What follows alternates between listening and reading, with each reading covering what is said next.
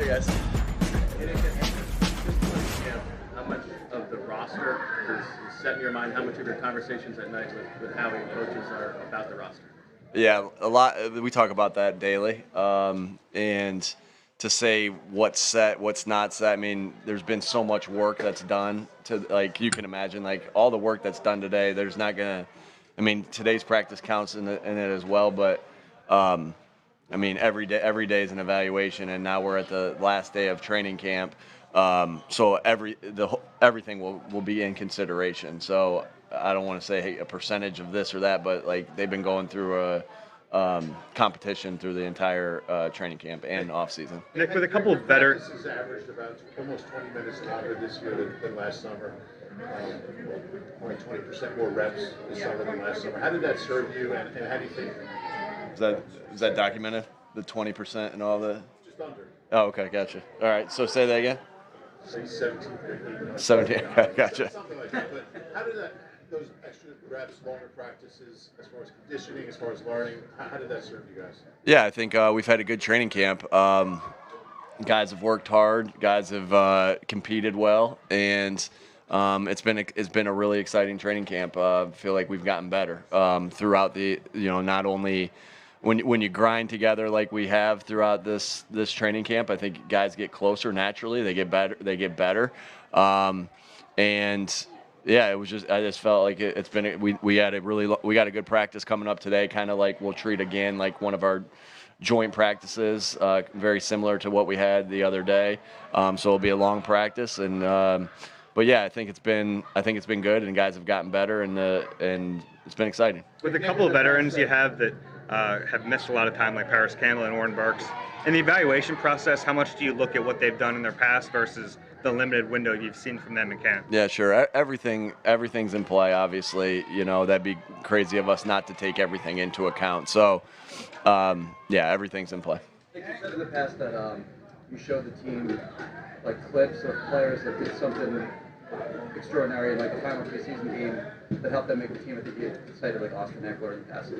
That you're doing that again this year, and you have like recent examples of guys your tenure here that have earned spots like in that final game. Sure. Yeah. We'll probably do something similar to that again. But as far as the guys here, I mean, we had a good amount of undrafted free agents make it right the last couple years. Names that come to my mind: Covey and Josh Jobe and Ben Van Sumeren, right? So those are a couple guys that come to my mind. In terms of the offense, what's popped up in training camp that didn't come up in OTAs in terms of just something that may have surprised you about the organization? Players, building it, ideas. I'm sorry, ask that one more time. What popped up in training camp that wasn't really in consideration OTAs? Well, the one main thing is that there's pads on, and that's how football is played, is with the pads on. So, yeah.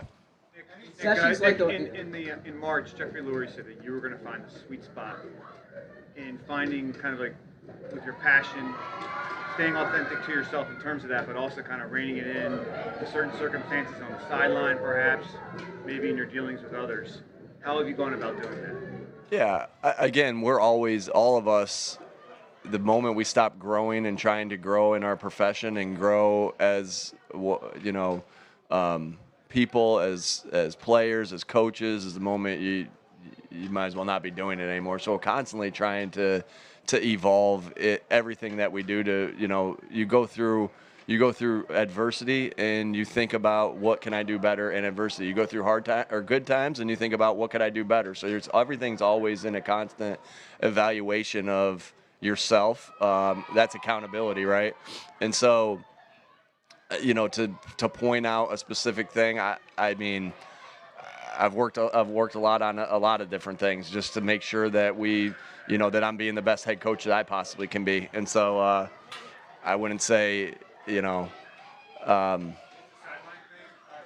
you have consciously thought about.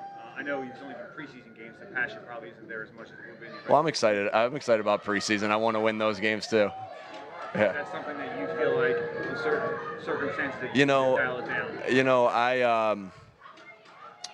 one thing that one thing that I read when I was reading a leadership book this off season was, if you want everyone around you to have accountability and you want yourself to have accountability, then you fussing at the refs is not. It's almost like, hey, this happened, so I'm going to blame that, right? And so when I heard that, when I read that, I was like, yeah, that hit me like some sort of way. Like when I think about me, with a referee potentially on the sideline, I'm like, and I complain about a call. Is that really sending the right message to the rest of the team as far as our accountability goes? Again, when something goes wrong, the answer should be, how do we fix this and what are the solutions, as opposed to looking for a scapegoat, I guess to say, is how I read it in the book. And that hit me a certain way because, with our core values being what they are, our connect, our accountability, our toughness, our detail, with our core values being that, and accountability being such a big one, I looked at that as that doesn't mean like I'm not going to be perfect. I already know that, but that's definitely on my mind. You brought up the sideline, the stuff. Like, I'm going to still be super energetic when we score. I can't and when we have good plays, because that's one of the things that you love about football is the camaraderie of, like, I'm telling our guys, hey, when you make a play, I can't wait to see what you guys do to celebrate with each other within the rules of the game, right? Be yourself, have fun, do it within the rules of the game. And so, like, that's going to still be there. But I think the one thing, Jeff, is that I really thought a lot about, that hit me some certain way when I read that book of, the accountability piece. And so, we're always in a work in progress. I'll be a work in progress until I'm done coaching, until I die, I feel like, just because, that's just what I've always been taught. And you're always striving to get better at everything that you do. Since the practice squad rules changed a couple of years ago, how much differently do you guys look at that? Do you almost look at it as that is part of our roster? And oh, of course. Yeah, of course. And it's different in the sense of, it doesn't have to be particularly, I think it used to be first 2 years, or if you were on a roster, you couldn't be on it. And so it gives you opportunities to have veterans on your practice squad. It gives you opportunities to have guys that you develop on your practice squad. But it's a long, grueling season, as we know. 17 games in this league is a grind, and it's once a week, and it is a absolute grind. And so, unfortunately, there are going to be bumps and bruises, and we'll need everybody on this team to be ready to go. The other thing that you really take into account is, like, practice is where you get better, right? Practice is where you get ready to play the game. And so the practice squad guys are so critical for the reps that now they're playing a different defense or a different offense to get the other guys ready, and then them going hard and pushing the other guys is going to get those guys ready to play. And so it serves of, like, hey, that practice squad, we have to have guys in there that we want to develop and be ready to go to be players in the future, whether that's in a upcoming year or this year, and also guys that are selfless, that are trying to do everything they can do, not only to get themselves better, but also their teammates better. On days when the pass ends rush today, not that anything ends today, Nick, but training camp, 2 or 3 things you've seen from Jalen maybe that have stood out to you this summer? Yeah, again, I just feel like he's had an outstanding camp. And I'm really excited about where he is, just, in complete control of the offense, delivering accurate balls, protecting the football. He's had a really, really outstanding camp. Taking what the defense gives him, whether that's pushing the ball down the field like you saw yesterday with a deep shot to AJ, or checking the ball down to Saquon like he did yesterday as well. So, just what an unbelievable camp he's had. I'm really excited for his year. on days when the pass rush is causing problems for the offense, as the head coach, how do you know whether to interpret that as encouragement about the pass rush or concern about the O-line depth? Yeah, good question, Zach. We know we have abilities to be able to rush the passer, right?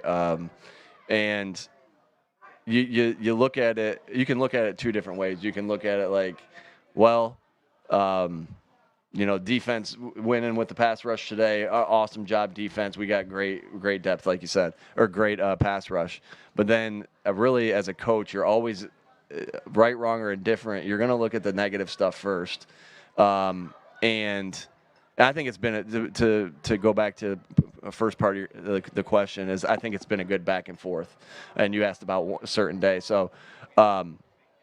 As a coach, though, you're always gonna be like, how do we fix the things that we screwed up? It's just what we do. It's like that, like it's why you think about the game you should have won more than you think about the games you did win sometimes, right, wrong, or indifferent. Because it's our job to get things fixed, right, and to duplicate the things we've done well. So. It goes back and forth. You're excited about the rush, and but you're also like, hey, how do we get better at this particular thing? But I do think it's been a good back and forth all camp. Finding that defensive players are taking to Vic's coaching style. Yeah, I think our guys really like Vic and how direct and honest he is. There's not a lot of, you guys talked to him, not a lot of fluff there. Like, he's going to tell you, he's going to tell our guys when it's right. He's going to tell our guys when it's wrong. And he's going to help our guys get better. So, I mean, at the end of the day, I've always said this, the relationship between the coach and the player has a chance to develop because the player sees that the coach can get him better. Let me kind of go a little deeper on that. Like, we're not, like, connection's so big, but you're not, like, we're not just buddies out here, right? Like, the connection can take off. If we're not helping that player get better, then we're just their friends, right? So the connection of the player and the coach can take off when the player realizes that the coach can get them better. And I think that that's the start of any relationship with a coach and a player.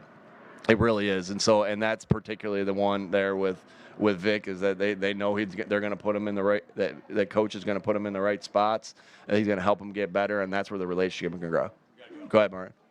Real quick. 30 seconds. What has impressed you the most about the rookie class in general? Yeah, they're tough. They're tough. They're ready to go.